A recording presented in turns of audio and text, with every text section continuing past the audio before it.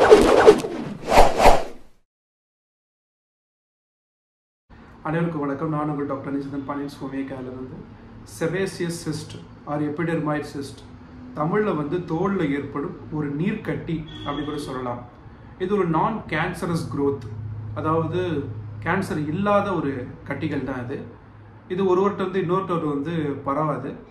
இது வர்றதுக்கு முக்கிய காரணம் நம்ம பார்த்துக்கிட்டோம்னா, நம்ம உடலில் செபேசியஸ் கிளாண்ட், அது முக்கியமாக தோலில் வந்து செபேசியஸ் கிளாண்ட் இருக்கும்.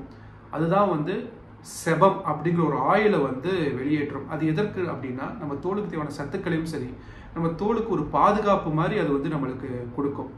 இப்போ இந்த செபேசியஸ் கிளாண்ட் இல்லை, அது மூலிமா வரப்படுற இந்த டக்டாக இருக்கட்டும், இது ரெண்டுலேயும் ஏதாவது ஒரு இடத்துல அப்ஸ்ட்ரக்ஷன் தடைபட்டுருந்துச்சு அப்படின்னா, அந்த இடத்துல வீங்கி அது கட்டியாக மாதிரி நம்மளுக்கு செபேசியஸ் சிஸ்டாக வந்து நம்மளுக்கு உருவாகும்.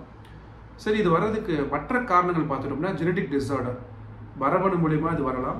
இல்லை கேன்சர் மாதிரி ட்ரீட்மெண்ட்டில் இருக்கிறவங்களுக்கு இந்த தொந்தரவுகள் வந்து வரலாம். இல்லை அடிபட்டுருந்துச்சு, ட்ராமா, அதன் மூலியமாகவும் இவங்களுக்கு வந்து வர்றதுக்கு வாய்ப்புகள் இருக்குது. இதோட அறிகுறிகள் பார்த்துட்டோம்னா, இது ஒரு சின்ன பம்பு மாதிரி தான் இருக்கும், ஒரு சின்ன கட்டிகள் மாதிரி இருக்கும். உள்ளுக்குள்ளே வந்து ஒரு நீர் புகுத்தின ஒரு கட்டி மாதிரி தான் இருக்கும். அந்த நீர் என்னன்னு பார்த்துட்டோம்னா கெரட்டின். இந்த கெரட்டின்ங்கிறது ஒரு புரதம் தான், அதுவுமே நம்ம தோலுக்கு தேவையான சத்துக்கள் கொடுக்குற ஒரு விஷயம் தான்.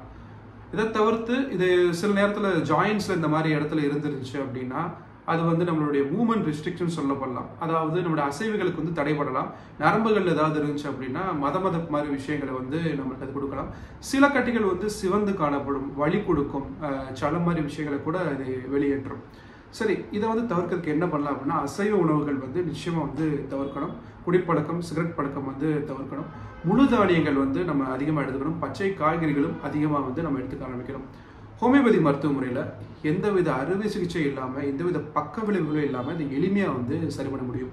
அறுவை சிகிச்சை போக முடியாதவங்க, முக்கியமாக அதில் நாட்டம் இல்லாதவங்க வந்து ஹோமியோபதியை வந்து தேர்ந்தெடுத்து அதில் நீங்கள் நிச்சயமாக பலன் பெறலாம். இதற்கு ஒரு தற்காலிகமாக ஏதாவது மருந்து எடுத்துக்கலாம் அப்படின்னா, கேலி அயோட் 6, இது 3 வெளியும் 4 நாள் உடல் சாப்பிட்றதுக்கு பண்ணி எடுங்க. மருத்துவரின் பரிந்துரை கேட்ட மாதிரி எடுங்க. தேவைப்படுற குறிப்பு நீங்கள் பகிருங்க. நெக்ஸ்ட் ஒரு குறிப்பில் வேறு ஏதாவது விஷயங்கள், வேறு ஏதாவது தொடர்பு தொடர்ந்து பார்க்கலாம். நன்றி.